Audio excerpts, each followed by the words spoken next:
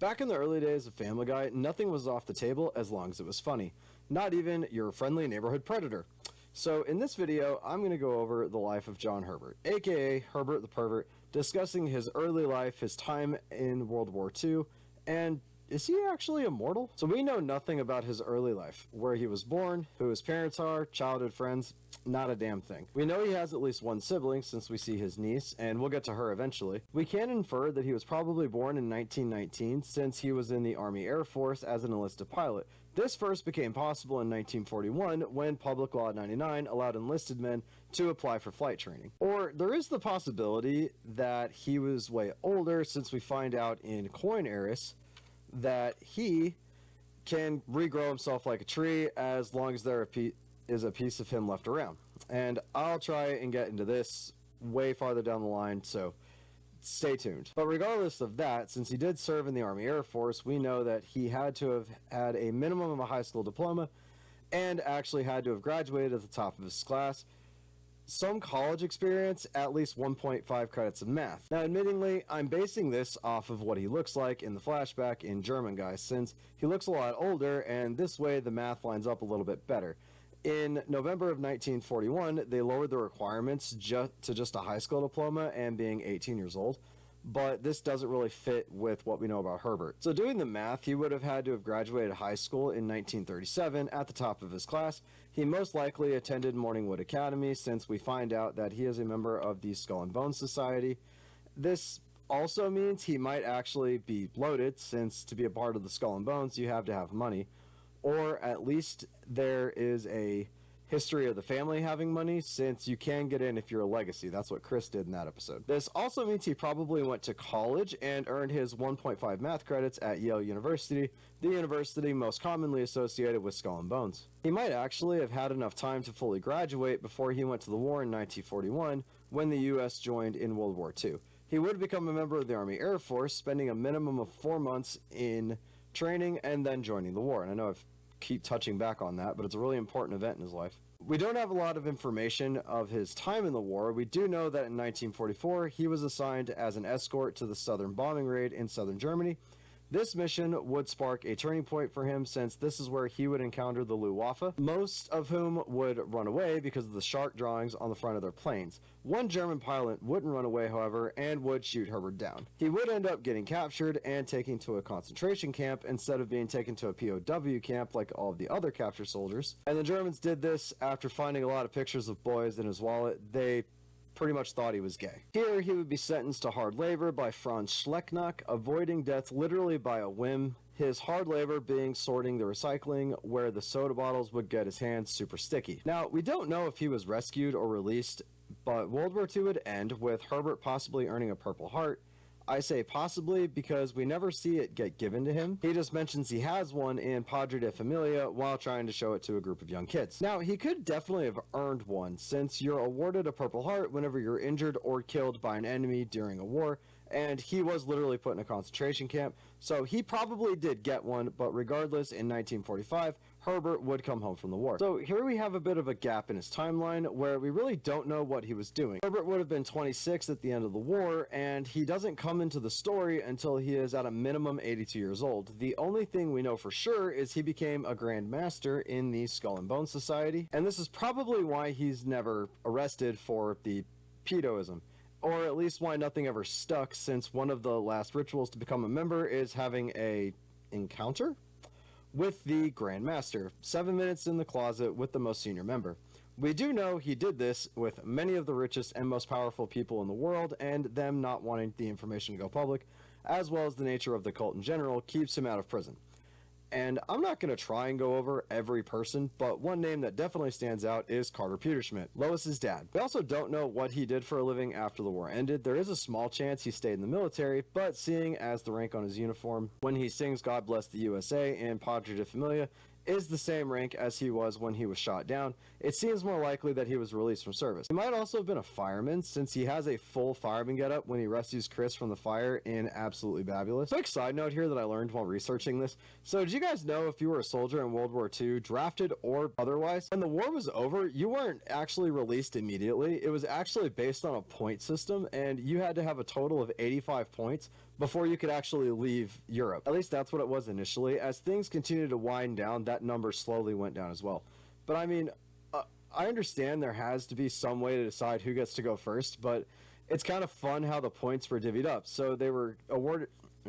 So you got points for like your time overseas, so the longer you're over there, any awards and decorations you got, number of campaigns you participated in, and actually the number of children you have back home also played an effect. So I'm guessing they just didn't want to separate you from your children any longer. So just, fun facts. But with all that, we should be able to transition nicely to his run in the actual show. And Herbert has been in 107 episodes. He is actually one of the longest running characters in the series, making his first appearance into Love and Lion Dixie, where he tries to lure Chris into his house while he's on his paper route. So heads up, this is where things have no choice but to become uncomfortable. And this would be the start of his straight-up obsession with Chris, who unfortunately ended up in witness protection, but that episode ends with the family listening to the 113 messages he left looking for Chris. And he left those on an answering machine. If you don't know what an answering machine is, you might be a little too young to be watching this video. Now, for the most part, his appearances just amount to him showing up, he does or says something perverted for the laugh, and then doesn't appear for the rest of the episode. So unless it's relevant to story or character, I'm going to probably leave it out. So if some of your favorite Herbert instances don't make it into this, I'm sorry. Brian sells him an ice cream truck in The Perfect Castaway, which actually becomes his regular vehicle for the most part in the series. We find out in Courtship of Stewie's father that, as wrong as it is, he really does love Chris when he takes him out for dinner and convincing Peter to let Chris do chores to pay off a window he broke. He has an entire fantasy sequence where they grow old and have kids together, but Chris had fully paid him back at that point, and by the end of the episode, he just ends up watching Little League World Series. Oddly enough, he actually doesn't sign Brian's petition to allow gay marriage in You May Now Kiss the Guy Who Receives, which oddly enough makes sense since, as we all see in a little bit, he actually doesn't consider himself to be gay. I don't even want to try and figure out how that works. Another one of his more famous appearances, he saves Chris from an evil tree in Petergeist. We find out in Saving Private Brian that he rides motorcycles when Chris hops on the back of it to go loitering in the park. I just got to touch on something else here real quick. Who in the town knows he's a pedo is sort of unambiguous. For instance, Lawrence and Peter have absolutely no idea, but Stewie very clearly knows, since when Stewie takes over his paper route in Moving Out Brian's song, Stewie tells him to piss off. So I think it's a similar situation to Who Can Actually Understand Stewie. And this is pretty much driven home when in Play It Again Brian, Lois and Peter ask him to watch the kids, exclusively because he's watched several children, which he says he has, and he pretty much spends the entire time trying to seduce Chris. He tries to get him to give him a bath, but Meg ends up doing it, tells him a messed up version of Peter and the Wolf, a bedtime story, and ultimately Chris at this point just straight up asks him if he's a pedophile, and we never really get the answer, but we do see him sleeping at the end of Chris's bed like a dog, so who knows? My guess is he actually told Chris the truth, and Chris knows what's going on and is basically just using him or leading him on. And older times, he even sort of acts jealous of some of the other paper boys. It's very hit or miss anyway. This is so hard to do. And then there were fewer. We find out he has a secret room that's smaller than Stewie's, but the big moment for him comes in German Guy, where Herbert would find out that Franz Schlecknock, the Nazi officer who tormented him during the war, was in Quahog. Apparently, after the war, he managed to come to the United States. It could have actually been through Operation Paperclip, and if you don't know what that is, it is a program the United States instated that allowed German scientists to move to America and work for the Americans during the war. And some of these were actually confirmed Nazis.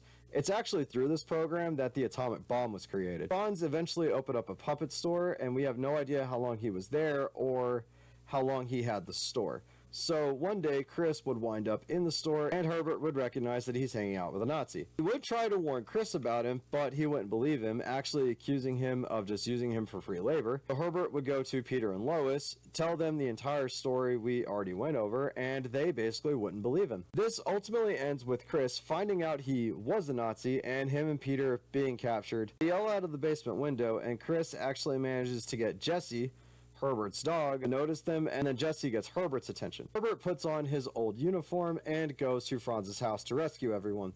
The two 80-year-old men fight over Chris, literally, taking a break in the middle to take their medicine, and Franz is defeated after he falls off of a porch. And you know what? They probably could have ended his story there and everything would have been fine. This is closer to his past. We find out about it within the episode. He rescues Chris. Honestly, I wish I could end this right here. But this is only season 9 of 24, so we clearly can't do that. But for the most part, he doesn't really get much more character development throughout the rest of the series. But we do meet his grandniece Sandy, who is staying with him in Valentine's Day in Quahog. She actually ends up also liking Chris, and Herbert ends up getting her a date with him, although he seems to pretty much just be living out his own fantasies through his grandniece. Overall, though, things did go well in the date. But then in Coineris, we get probably the biggest reveal for Herbert's full life, which I sort of touched on in the beginning, but we're finally here now.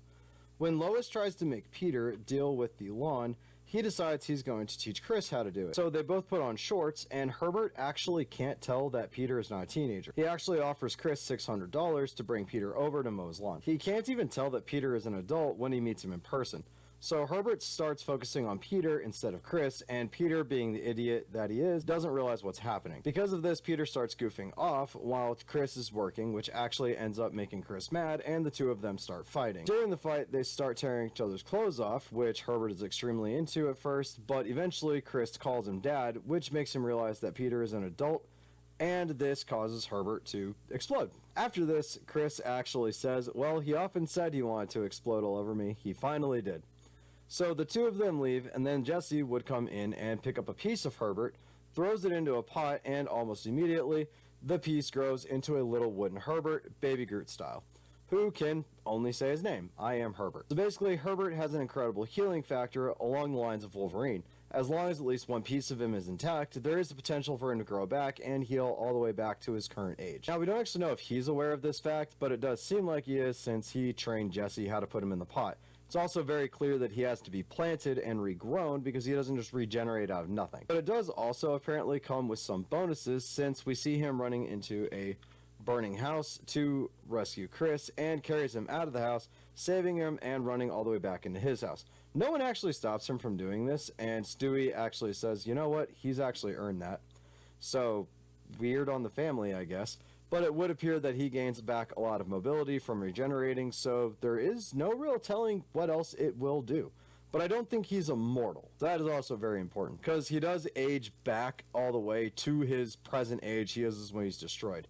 So it doesn't seem like he can be killed, but he can eventually die of probably old age or something. Or maybe he'll just regrow roots and turn into a whole tree. We don't know. But that is it, at least as of recording this video, since Herbert is still appearing in the series, and although they don't use him as often, I don't think he's going anywhere anytime soon.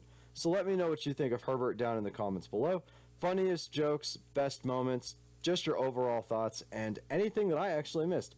And while you're down there, please remember to hit that subscribe button, hit the like button, turn on that notification bell so you never miss another video from me, and I will see you guys in the next video.